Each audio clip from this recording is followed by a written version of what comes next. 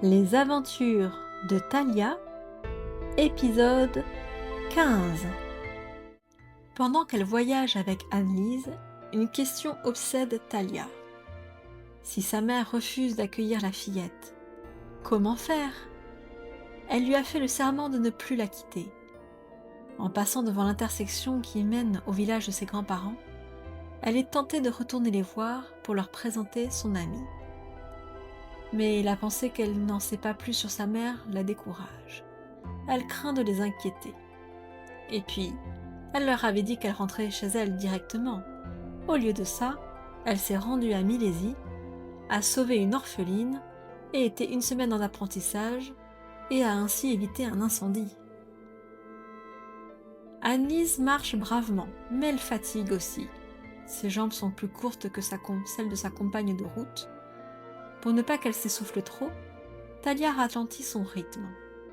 Elle se dit qu'il vaut mieux qu'elle campe une nuit.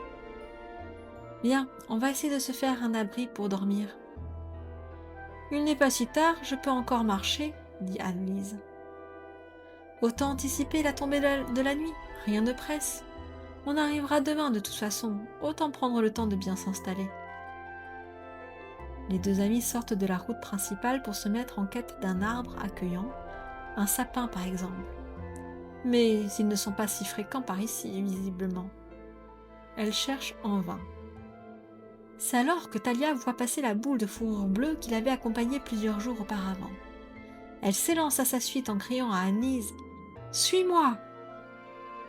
Elle entend quelques bruits de feuillage, court dans cette direction, mais très vite, elle ne perçoit plus aucun signe de l'intrigant animal. « Que se passe-t-il ?» demande Annelise, essoufflée. Elle met un peu de crème sous ses narines pour éviter une crise d'asthme. « J'ai cru voir. »« Quoi ?»« Un drôle d'animal, bleu. Je l'ai déjà entreaperçu par le passé, il est très vif. »« Un animal bleu ? Étrange, » commente Annelise. « Oh, regarde ! Des fraises des bois !»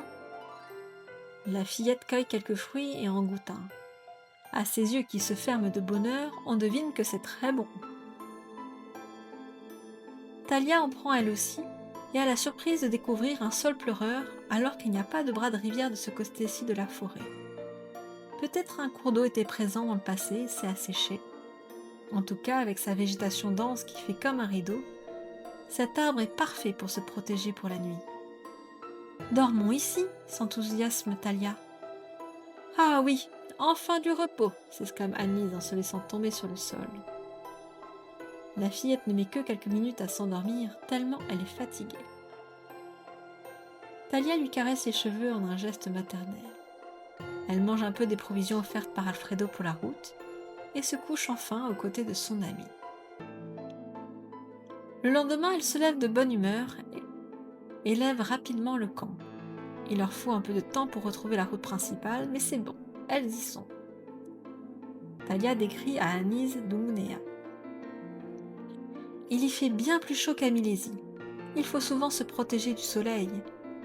Il y a beaucoup de marchands qui vendent des produits, des étoffes, des épices.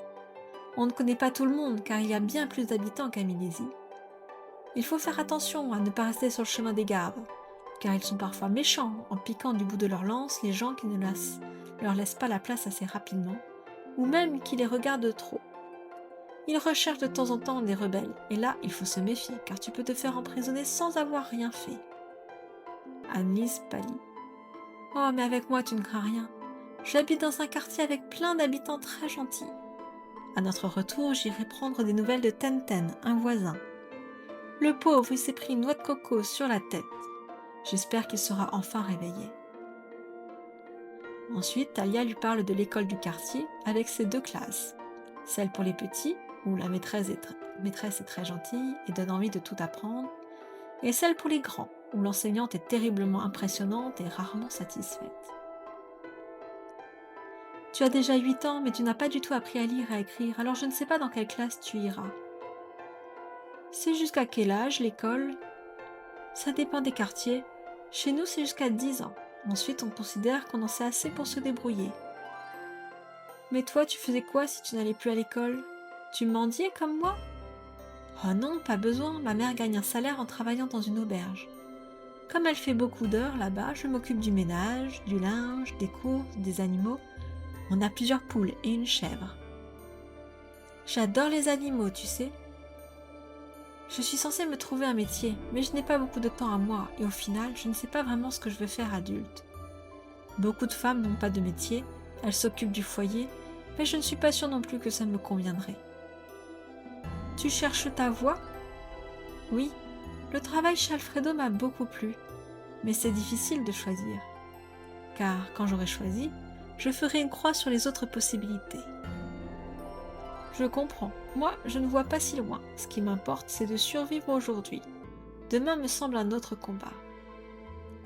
Ce temps-là est fini, Annelise. On est ensemble maintenant. Mais si ta mère, comme Alfredo, ne veut pas de moi. Annelise a prononcé la question qui taraude Talia. Tu sais, petite sœur, je ne suis pas la fille la plus courageuse du monde, mais pour toi, je me battrai. C'est hors de question de t'abandonner. Je trouverai une solution, je te le jure. Je ne veux pas que tu portes ce fardeau, mais à la fois, ça fait tellement de bien d'avoir une grande qui veut me protéger, dit Annelise en lui faisant un gros câlin. Et puis, moi, je trouve que tu es drôlement courageuse. Les grandes portes de Doumounea sont enfin en vue. Talia ne peut s'empêcher de sourire. Annelise, elle, ouvre de grands yeux. Elle n'a jamais vu de cité, alors tout l'impressionne. Une petite pluie chaude donne une atmosphère presque irréelle. Les habitants sont contents. L'eau est un bien précieux ici. Ils tendent leur visage sous la pluie en souriant, disposent des récipients pour stocker l'eau.